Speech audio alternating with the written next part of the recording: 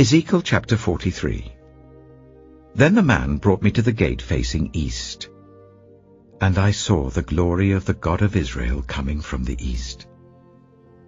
His voice was like the roar of rushing waters, and the land was radiant with his glory. The vision I saw was like the vision I had seen when he came to destroy the city, and like the visions I had seen by the river Kibar, and I fell face down. The glory of the Lord entered the temple through the gate facing east. Then the Spirit lifted me up and brought me into the inner court, and the glory of the Lord filled the temple. While the man was standing beside me, I heard someone speaking to me from inside the temple. He said, "Son of man, this is the place of my throne, and the place for the soles of my feet. This is where I will live among the Israelites forever. The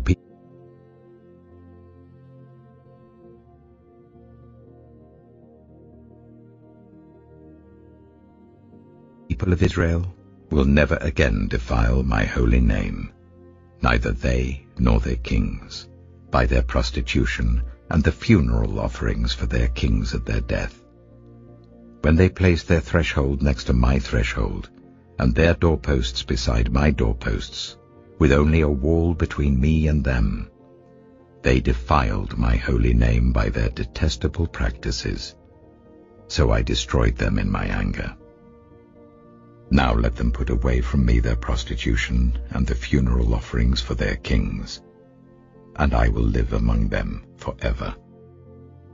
Son of man, describe the temple to the people of Israel, that they may be ashamed of their sins. Let them consider its perfection, and if they are ashamed of all they have done, make known to them the design of the temple, its arrangement, its exits and entrances, its whole design, and all its regulations and laws. Write these down before them, so that they may be faithful to its design, and follow all its regulations. This is the law of the temple. All the surrounding area on top of the mountain will be most holy. Such is the law of the temple. These are the measurements of the altar in long cubits, that cubit being a cubit and a handbreadth. Its gutter is a cubit deep and a cubit wide, with a curb of 1 span around the edge. And this is the height of the altar. From the gutter on the ground up to the lower ledge that goes round the altar, it is 2 cubits high, and the ledge is a cubit wide.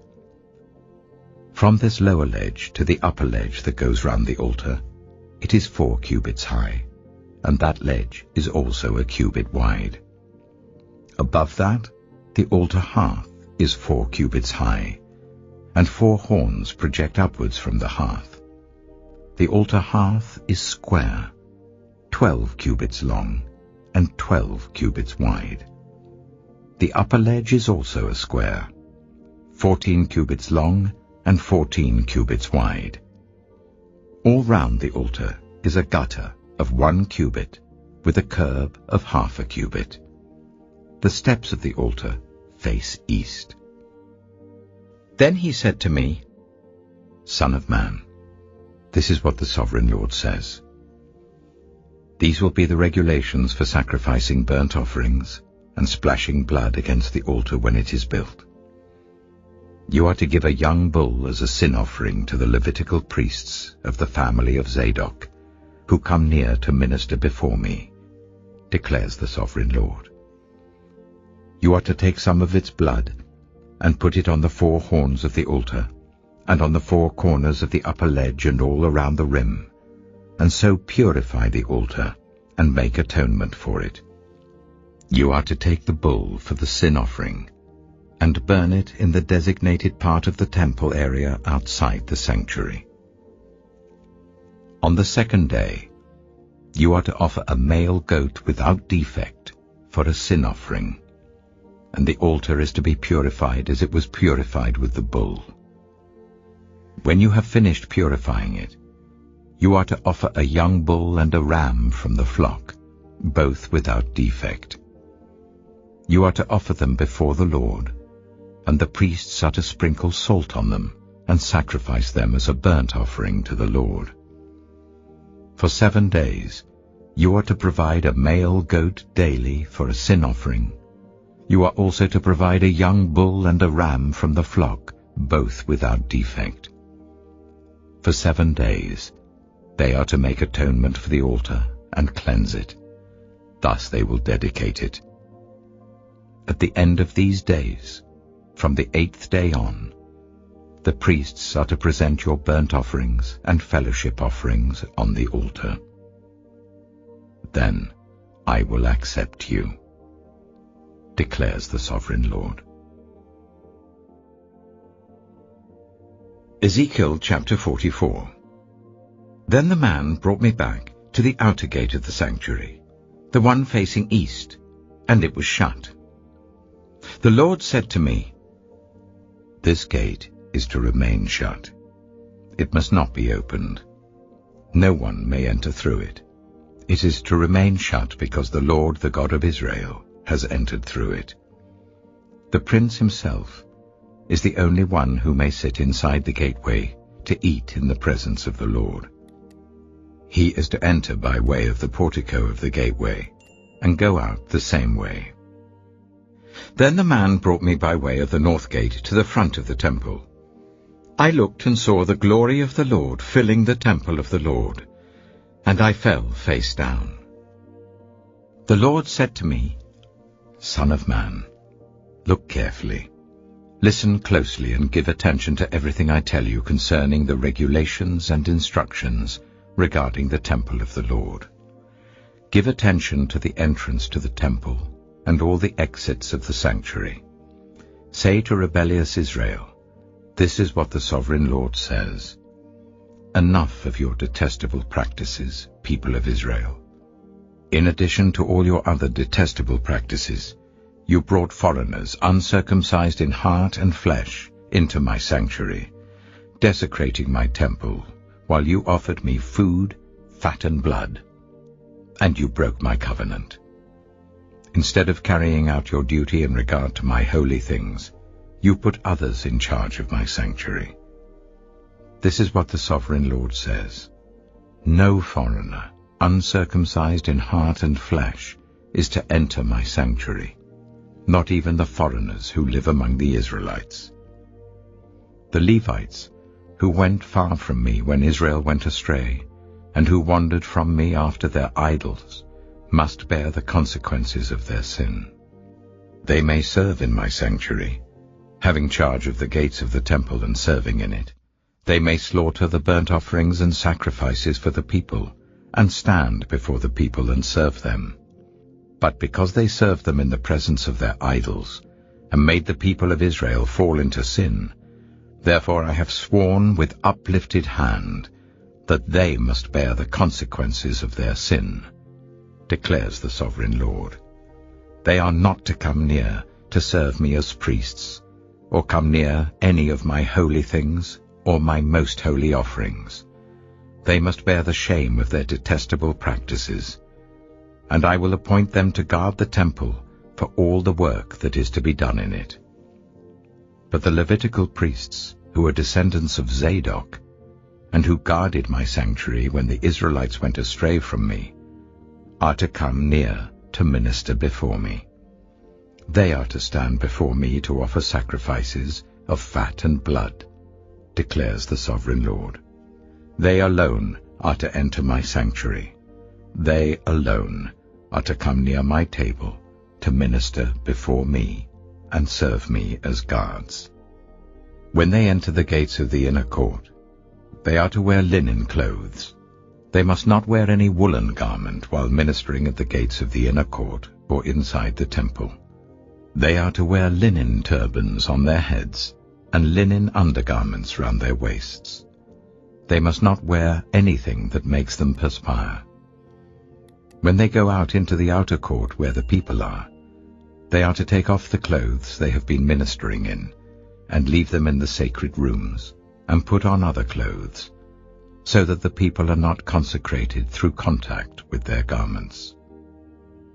They must not shave their heads or let their hair grow long, but they are to keep the hair of their heads trimmed.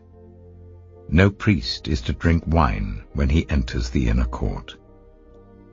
They must not marry widows or divorced women.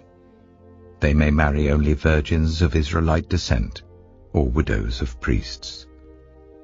They are to teach my people the difference between the holy and the common, and show them how to distinguish between the unclean and the clean. In any dispute, the priests are to serve as judges and decide it according to my ordinances. They are to keep my laws and my decrees for all my appointed festivals, and they are to keep my Sabbaths holy. A priest must not defile himself by going near a dead person. However, if the dead person was his father or mother, son or daughter, brother or unmarried sister, then he may defile himself. After he is cleansed, he must wait 7 days. On the day he goes into the inner court of the sanctuary to minister in the sanctuary, he is to offer a sin offering for himself, declares the Sovereign Lord. I am to be the only inheritance the priests have. You are to give them no possession in Israel. I will be their possession. They will eat the grain offerings, the sin offerings, and the guilt offerings, and everything in Israel devoted to the Lord will belong to them. The best of all the first fruits and of all your special gifts will belong to the priests. You are to give them the first portion of your ground meal, so that a blessing may rest on your household. The priests must not eat anything, whether bird or animal, found dead or torn by wild animals.